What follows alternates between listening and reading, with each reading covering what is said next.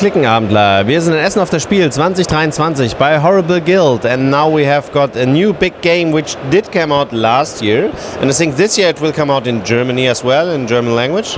Yeah, that's correct, and it's called Evergreen by Hjalmar Hack. It also recently won the Grafludo Award for its art, which has been done by Woni Gang. It was our first game ever, and we're very proud to have her on board.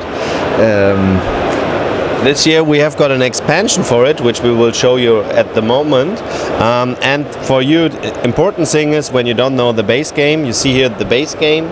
Everybody has got a board before them, and you try to do a puzzling thing with the sun and with growing of the trees. Exactly. There's a planet with different biomes. There's a mechanism of card draft which determines where you're going to plant your trees, and you try to create these lush forests. And when the sun hits the trees, the most trees the sun hits, then the more points you're going to get.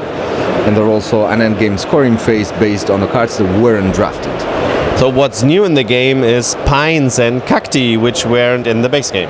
Yeah, that's correct. It's a modular expansion for the core game. As you can see, there are two new kinds of trees, which are the pines and the cacti.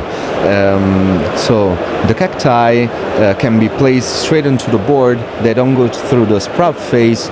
They will give you 1 point when hit by sunlight. However, if they end up in the shade, they will wilt, and you will have to remove them from the board. Whereas the pines are on the opposite side of the spectrum, meaning that you will use the pines card to grow sprouts into small pines, like an alternative growing path for the trees in the core game. However, they will only turn into tall pines if they're in the shade.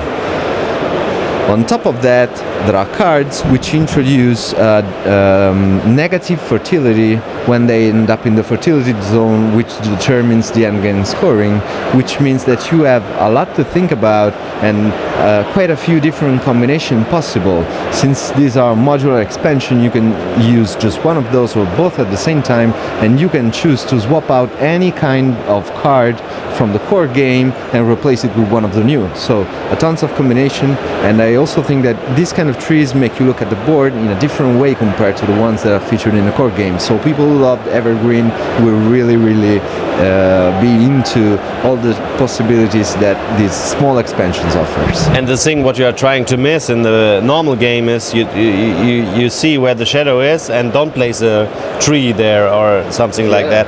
And they want to go to the shadows, so that's quite good. And at the same time, this one is gonna give you quick points, but they cannot ever end up in the shadow. So you have this different balance between the two. Great. It's a very good puzzling game. There's also an app for it, so you can play it online as well. Yes, it's which also is on quite BGA. good. And it's a very good game. We liked it a lot, so have a look. And if you don't want to get into English language, the game is language independent, of course. But if you are waiting for the German version, you can buy it this year for your Christmas party, because I think Heidelberg has the German version at this month in the stores.